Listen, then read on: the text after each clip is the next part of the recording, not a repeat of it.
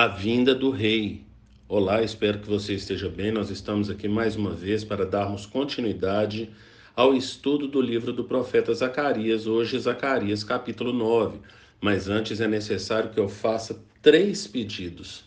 E o primeiro pedido é para que você não apenas curta, mas compartilhe esse estudo com outras pessoas, para que outras pessoas venham ser abençoadas, para que outras pessoas venham ser edificadas. O segundo pedido é para que você adquira a Bíblia 365, porque através dela você vai ler um trecho do Antigo Testamento, um trecho do Novo Testamento, um trecho de Salmos e um trecho de Provérbios. Com isso, o nosso intuito é fazer com que você leia a Bíblia toda em um ano. Então, aceite esse desafio, porque certamente você será abençoado. E o terceiro pedido é para você participar de pelo menos um dos estudos que nós disponibilizamos ali na igreja. Portanto, temos estudos às segundas, às quartas, às quintas, aos domingos. São dias diferentes, horários diferentes, temas diferentes. E com isso, nós queremos achar um espaço na sua agenda para que você venha participar dos estudos e aprender mais da palavra do Senhor. Portanto, você pode conferir esse nosso estudo na nossa página no YouTube, ali os dias e horários e temas dos estudos, ou então na agenda da semana, na nossa página ali no Instagram. Então venha participar, porque certamente você vai adquirir mais conhecimento da palavra do Senhor. E depois desses pedidos, vamos para o texto de hoje, e eu quero ler com vocês Zacarias capítulo 9, versículo 9 e versículo 10, que assim diz o texto bíblico. Alegre-se muito, cidade de Sião, exulte Jerusalém. Eis que o seu rei vem a você justo e vitorioso, humilde e montado num jumento, um jumentinho, cria de uma jumenta. Ele destruirá os carros de guerra de Efraim e os cavalos de Jerusalém, e os arcos de batalha serão quebrados. Ele proclamará a paz às nações e dominará de um mar a outro e do Eufrates até os confins da terra. Como a gente sempre pede aqui, é necessário que você leia todo o capítulo 9 para que você entenda o motivo pelo qual nós pensamos hoje apenas 2 versículos. São 2 versículos que são muito ricos.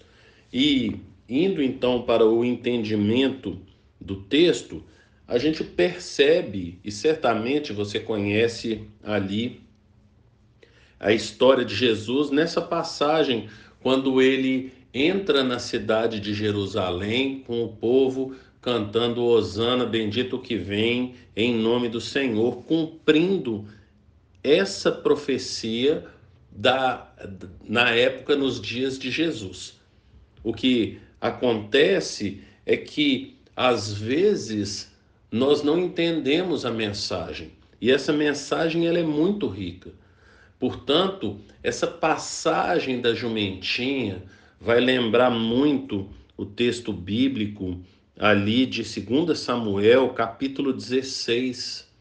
Se você der uma paradinha agora, abrir lá em 2 Samuel, capítulo 16, você vai perceber que essa situação já aconteceu com o rei Davi. E as circunstâncias do período, sem entrar propriamente no texto, mas lembrando qual que era o contexto em que esse texto foi escrito lá em 2 Samuel, foi quando Absalão, filho de Salomão, tomou o reino de Davi, e Davi teve que sair fugido da presença ali de Salomão.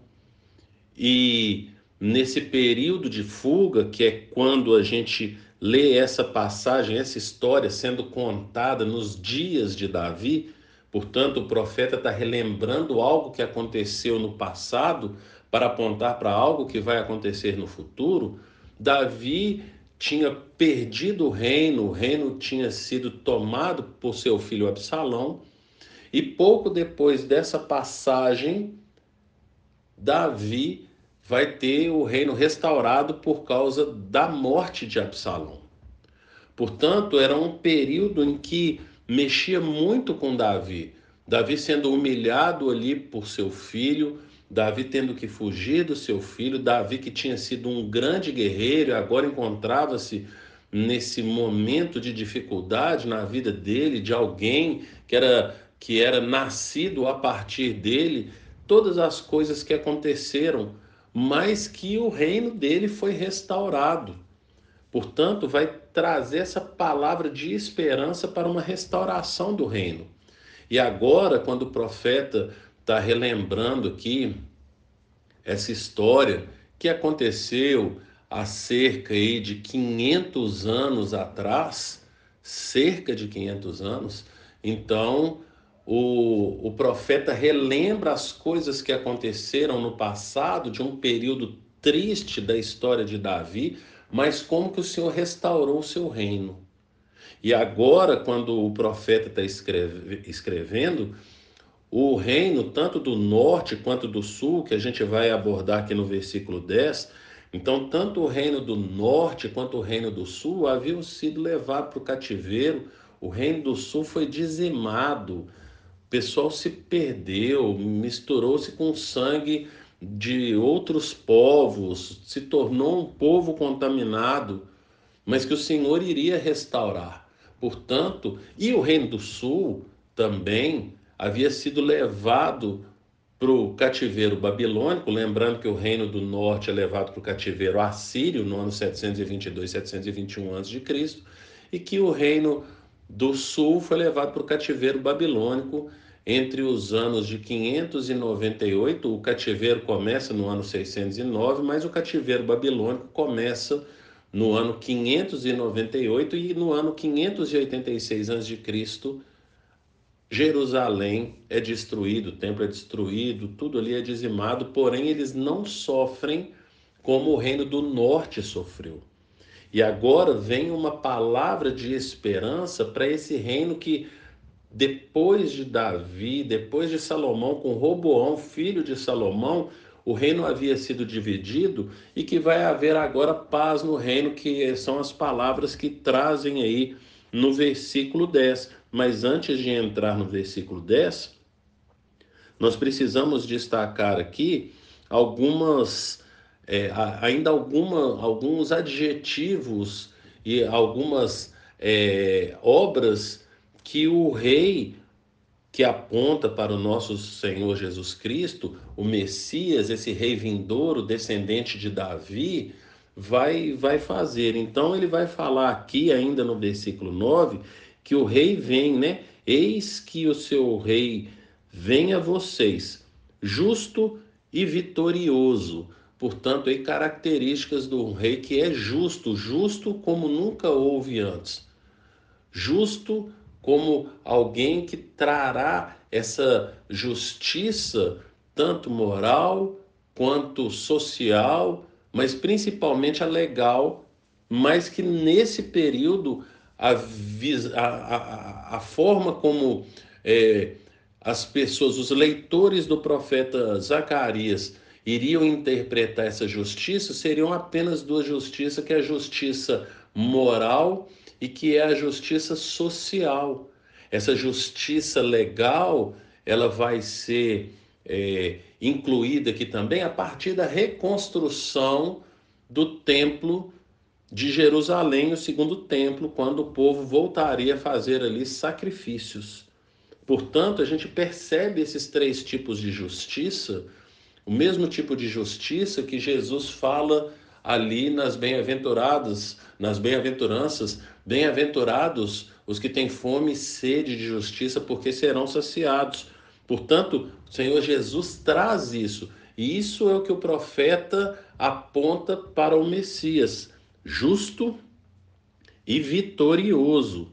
Depois ele vai falar aqui de mais duas características, que é humilde e montando numa jumenta. Então fala aqui humilde e montado num jumento. E esse humilde tem a ver muito com a fala do profeta Isaías a respeito do servo sofredor. Uma humildade, e eu relembro aqui o que falei a respeito de Davi, de como que Davi fugiu dali de Jerusalém, fugindo de Absalão, e que ele é uma pessoa humilde, humilde sendo o contrário de soberbo. Portanto, o soberbo é aquele que não precisa de ninguém, ele é autossuficiente. O humilde é o contrário, ele depende de tudo e de todos.